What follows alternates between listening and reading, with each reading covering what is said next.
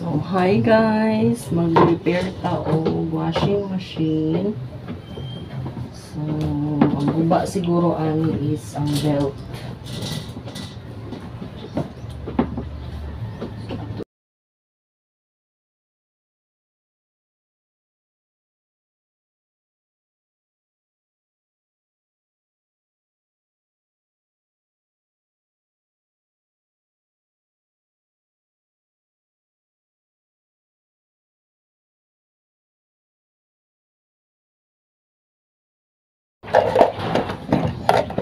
Ito ka girl ha.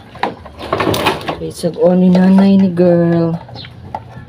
Nagkapoy kay handwash girl. Try na tug-on.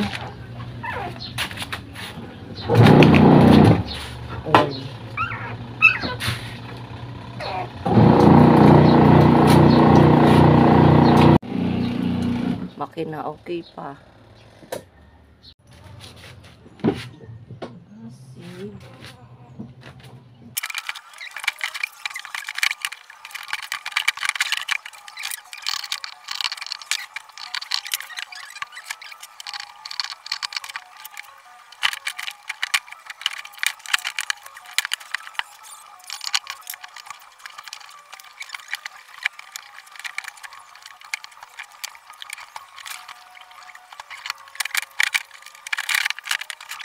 So, mauni ato ang ilisan. Ang gitaya na siya. Ang tawag ani is gearbox. So, ato na siya. We need to change it. Buy a new one with the kani belt. Okay, ano siya, since hiwi na siya. Hiwi siya nagaano siya ba dili siya kani siya. Luag na siya. So, maunang ang result is hiwi na pud ning belt. So, ako kung magigamit ng mga tools. Mag-ato ko og shop and then I will buy a new gearbox and this one belt. Okay, see you later guys.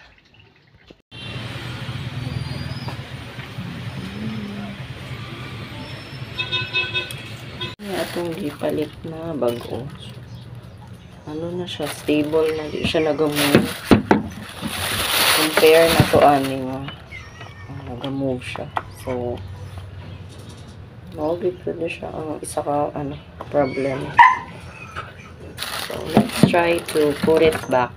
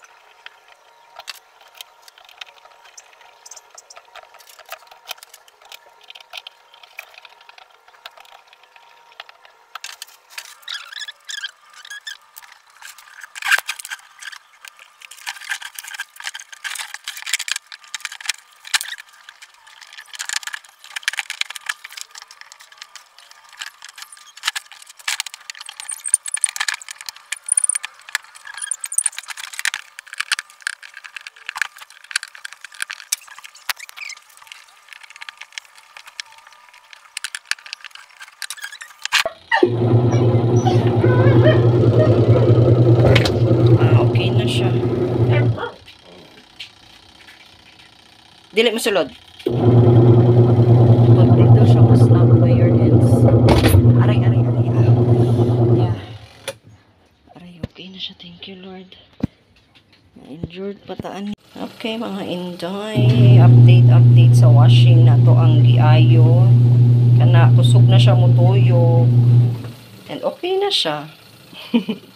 So, kung kinsa tayo gusto magpa-repair o washing, i-contact lang ko ninyo.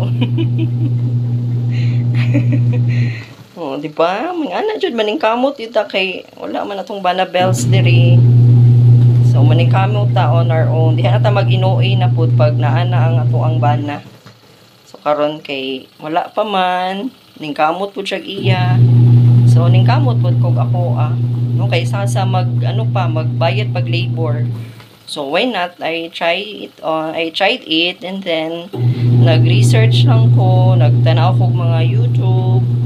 So mao to nasakpan na gyud nato ang sakit sa washing. Then sayang man pug mo magkuha na pud tag bag-ong washing nga pwede pa man ni. So nga ang nagasto na ko ani is 840 tanan. Okay, katong sa gear case o katong belt. Ang gear case is 650. Tapos ang belt is 190. So total of 840. So mao lang to. Thank you. Happy Laba Laba Day. God bless us all.